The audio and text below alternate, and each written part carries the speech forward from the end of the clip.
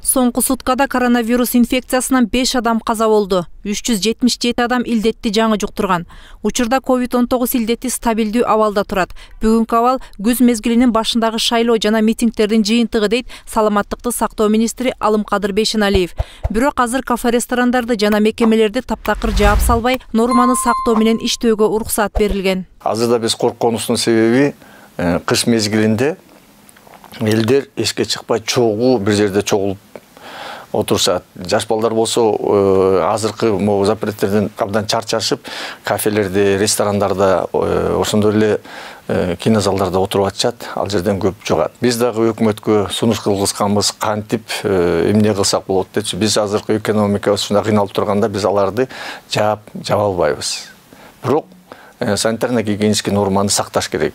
Биз дагы өкмөткө киргиздик, эгер ошолорду сакталбай калган болсо, мурдакыдай болуп эле көп штрафтар салынат. Эгер андан ары көп кайталана берсе, ал кафелерди, ресторандарды биз жабабыз. Эгер адам COVID-19 жана сасык тумоо илдеттерин бирдей жуктуруп алса, анын кесепети оор болорун дарыгерлер алдын ала айтып келишкен. Андыктан сезондук респиратордук ооруларга каршы вакцина менен алдын ала камсыздоо зарылдыгы курчтурган. Андыктан өлкөгө 750 000 доза вакцина алынып келинген. Биз 3 этап менен алдык. Азыркы кезде 750 000 дозанын 150 мурун алганбыз, 500 азыр келди.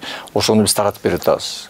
Бирок ал жетишсиз эмес. Жетишсиз болгон үчүн азыркы кезде 14 частный бергенбиз. Алар баягы акчасын төлөп берип, вакцинацияны кылып атышат. Мурдагы бийлик тушунда COVID-19 илдети күч алып турган маалда аткарылган иштер боюнча көп нааразылыктар айтылган.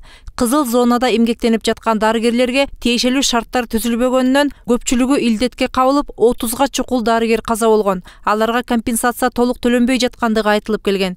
Элдик толкундоолордон кийин саламаттык сактоо министрлигине жетекчи болуп келген Алымкадыр Бейшеналиев өлкөнүн бардык аймактарынан дарыгерлерден 2400 акт келип түшкөнүн айтты. Бул боюнча атайын 10 кишиден турган комиссия иш алып барып жатыптыр. Жакынкы 10-15 күндө бардык арыздар каралып, чечим кабыл алынарын министр убада кылды. Кызыл зонада иштеп аткандардан ооруп калгандар болсо 200 000 алып атышат. Азыркы кезде мына 479 130 киши алды.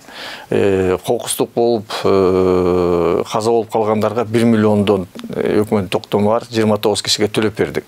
Бирок азыркы кезде кызыл зонада иштеп аткандарга өкмөттүн токтому менен биз да төлөп берип атабыз. Ошентип азыркы кезде кызыл зонада иштегендер бир айдын ичинде 40 000ден 70 000ге чейин алып атышат. COVID-19 илдетинен кийинки кайгылуу тажрыйбадан соң ар бир аймакта бирден инфекциялык бейтапкана куруу тапшырмасы мурдагы бийлик тушунда берилген.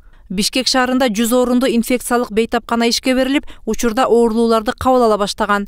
Ош шаарында курулуп жаткан бейтапкананын дээрлик 95% аяктап калыптыр. Ал эми Нарын шаарындагы бейтапкана каражаттын жетишсиздигинен токтоп калган эле. Биздики эң эле көйгөйлүү болуп аткан, бул салынып аткан Нарын шаарында 70 койкалуу инфекцион больницанын ичине каражат кармалып калып, 85% бүттү.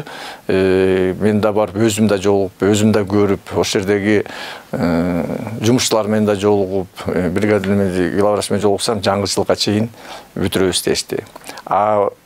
Ушул ковидке карата 9 больница перепрофилированный болуп аткан. Алардын 6-сы бүтүп, 3-өө дагы ошо каражаттын айынан бүтпөй калган. Анда биз азыр иштеп бүтүргөнгө аракет кылып атабыз. Коомчулукта чет элдик уюмдардан келип түшкөн каражаттар кайда жумшалды деген суроо жоопсуз калып келген. Бул каражаттар комиссия менен бирге бардык аймактарга бөлүштүрүлгөнү айтылды. Ал эми тармактагы коррупцияны жеңүү үчүн санариптештирүү чечими кабыл алынган. Бул үчүн Турция мамлекети $1 миллион чейин көмөк көрсөтмөй болгон. Ал эми дары-дармектердин баасы жетишилген меморандумдун негизинде 3-4 айга кымбаттабай кармалып турары убада кылынды. Окумуштуулардын божомолуна караганда, коронавирус илдети боюнча кооптуу абал келерки жылдын жаз-жай мезгилине чейин уланат. Азыр дүйнө жүзүндө ойлоп табылган препараттар сыноодон ийгиликтүү өткөрүлүп, колдонууга таратылса, абал бир аз жеңилдейри айтылууда. Мээрим Ташыбекова, Улукбек Абдиев, 7 канал, Бишкек.